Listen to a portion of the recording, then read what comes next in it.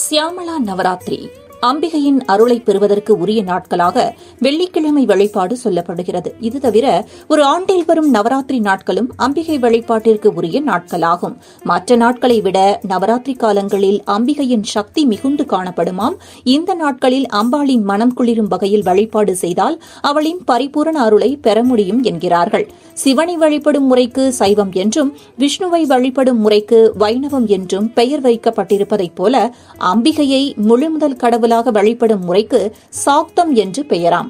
அம்பாளை சாந்த சொரூபமாக, உக்கிரகாளியாக, வாராகி, சாமுண்டி என பல வடிவங்களில் வழிபடும் முறை உள்ளது.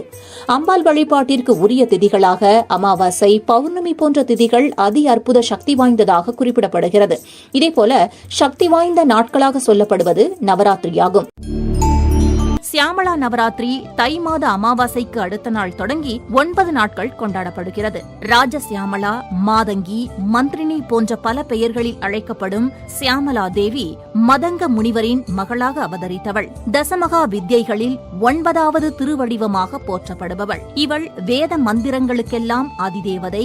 எனவே மந்திரினி என்றும் அழைக்கப்படுகிறாள். கல்வி, வித்யை, ஞானம் உள்ளிட்ட அனைத்திற்கும் இவளே ஆதாரமாக விளங்குவதால் நேர்மை, பேச்சுத்திறன், கல்வி, கலைகள் போன்ற நிலைகளில் மிக உயர்ந்த நிலையை அடைவதற்கு சியாமளா தேவியை வணங்க வேண்டும் என்கிறார்கள். For more information, watch the full video.